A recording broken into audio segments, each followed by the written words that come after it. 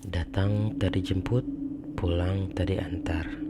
Jalangkung, jalangkung, datang kemari. Di sini ada pesta kecil. Datang tadi jemput, pulang tadi antar. Halo teman-teman, balik lagi di sini bareng Faye di Obor 13. Apa kabar kalian semua? Semoga sehat selalu, tidak kurang sesuatu apapun. Oke. Di intro tadi saya membacakan sebuah mantra yang tidak asing untuk teman-teman yang pernah melakukan atau bermain dengan permainan yang bisa dibilang cukup mistis. Namun beberapa hal itu cukup membuat saya ketakutan setengah mati. Seperti apa kisahnya? Mari kita mulai.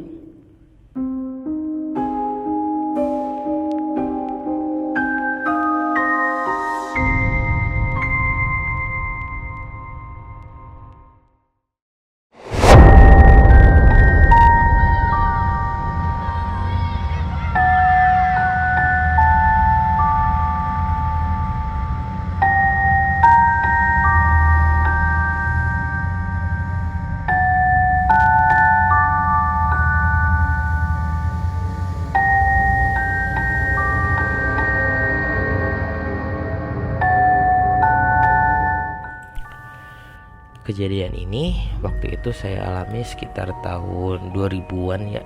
Waktu itu saya masih duduk di bangku SMA. Mengingat waktu itu hiburan permainan ya nggak jauh-jauh lah dari nongkrong sama temen-temen, main gitar, nyanyi-nyanyian, main band, gebet gitulah. Dunia permainan saat itu tuh belum banyak alternatif pilihan permainan seperti sekarang gitu kan. Otomatis permainan saat sekolah itu ya larinya seperti mencoba hal-hal mistis, mungkin salah satunya ya ini bermain jelangkung. Waktu itu saya kebetulan sedang dekat nih dengan salah seorang, ya bisa dibilang kalau sekarang sih udah mantan pacar saya ya, sebut saja Pitom namanya. Semoga istri saya nggak dengar cerita ini ya. Takut ada sesuatu nih nanti kalau udah dia dengar, wah bisa berantakan. Oke, waktu itu saya sedang dekat sama dia. Kebetulan kami itu berbeda sekolah. Nah, suatu ketika saya pulang sekolah, tiba-tiba telepon rumah saya itu berdering. Ya kalau jam segitu mungkin jam pulang sekolah yang nelpon ke rumah yang nggak ada lagi gitu kan, pastilah pacar saya gitu kan. Ya saya juga nungguin momen itu gitu kan. Terus hal yang paling menyenangkannya bagi saya waktu itu, dia menelpon untuk mengundang saya datang ke rumahnya katanya. Ya siapa yang nggak pengen sih ya kan waktu itu ketemu pacar gitu kan, seperti apa ceritanya, rasanya gitu berbunga-bunga gitu kan. Lalu ketika singkat cerita saya sampai ke rumahnya dan tiba-tiba dia mengajak ke kamar. Waktu itu kan ngapain kok diajak ke kamar sih gitu kan. Ya tahulah gitu kan. Ternyata gitu kan, pas ketika membuka pintu kamar, di situ tuh sedang ramai teman-teman sekolahnya gitu. Teman satu gengnya, circle-nya dia gitu kan. Mana keadaan kamar itu tuh sangat gelap gulita gitu kan. Semua jendelanya ditutup-tutupin hampir rapat gitu kan, hampir nggak ada cahaya matahari yang masuk sekalipun waktu itu gitu kan. Cuman ketika saya masuk ke kamarnya itu, teman-temannya itu seperti mengelilingi sebuah lilin gitu kan. Lalu di tengah-tengah lilin itu ada dua orang yang melakukan ritual gitu. Yang melakukan ritual itu sebut saja namanya Angie sama Tia gitu kan. Nah, jenis permainannya itu teman-teman tahu kan, kalau mantranya seperti saya sebutkan intro tadi, namanya itu permainan jelangkung gitu kan.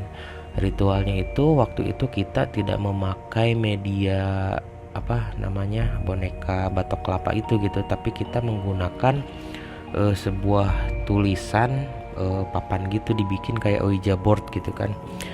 Ada tulisannya huruf alfabet dari A sampai Z, angka dari 1 sampai 0, kemudian ada kolom yes or no gitu kan.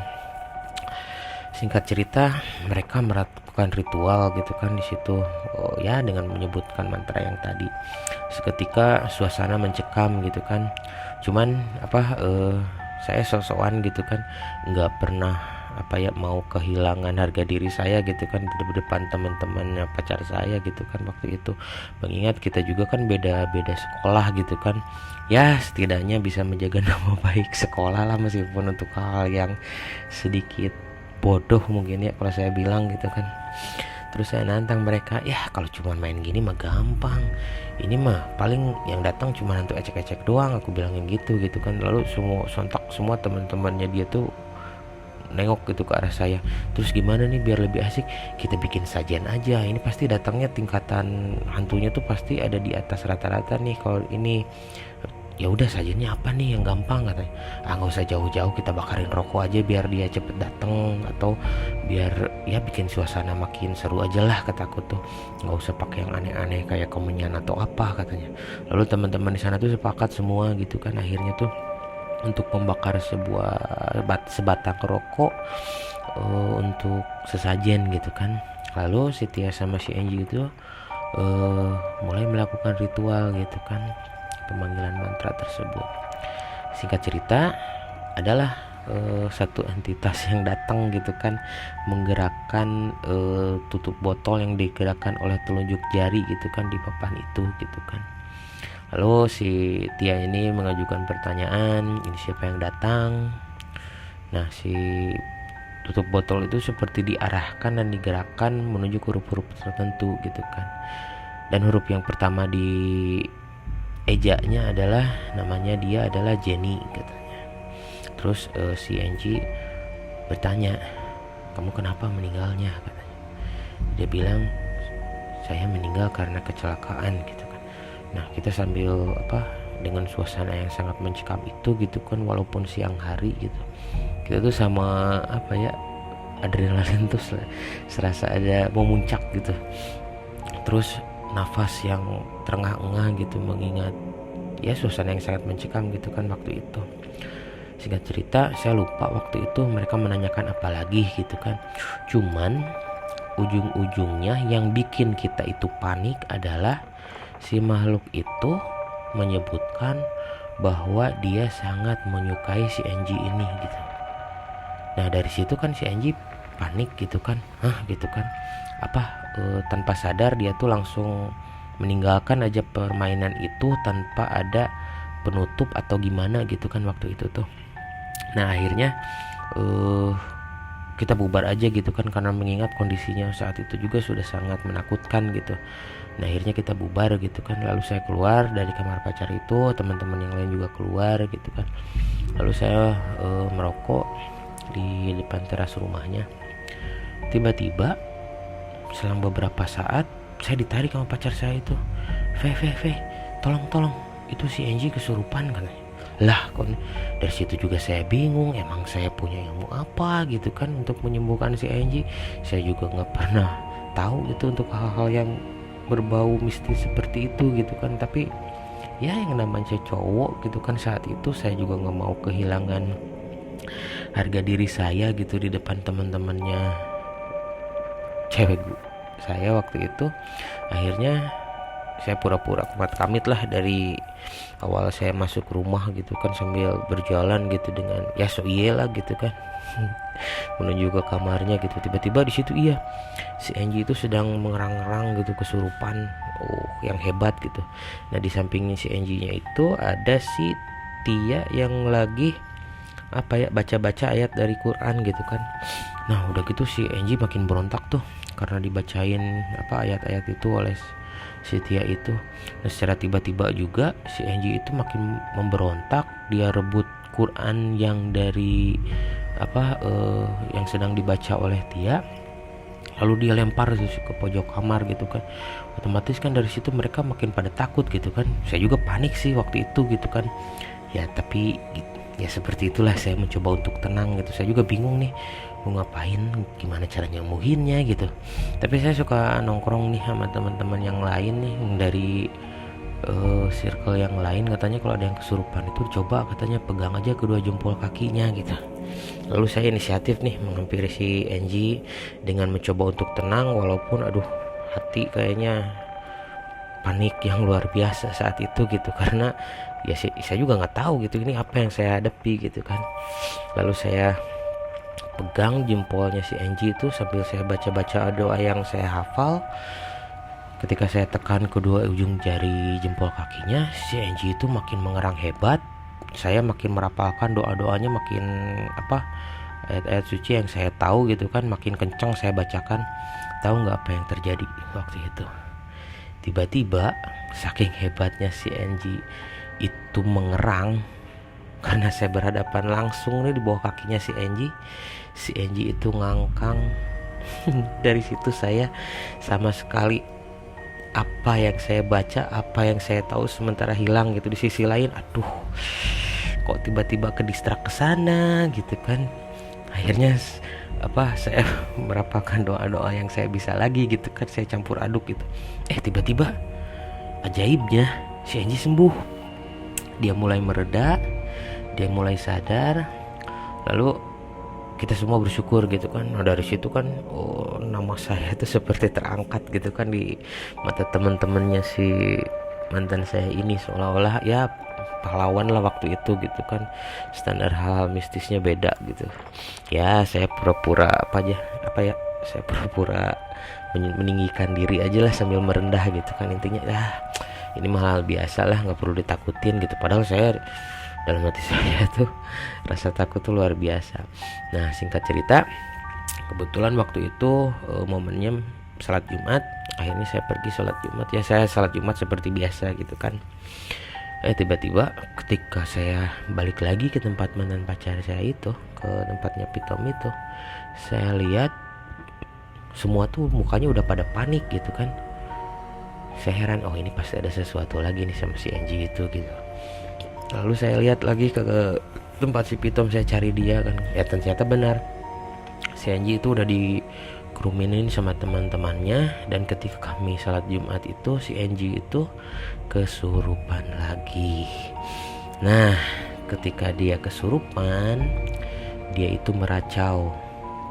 Dan ada kalimat yang bilang bahwa ngapain kalian bawa si Faye kemari? Saya itu segan sama si Faye karena kita itu saling kenal.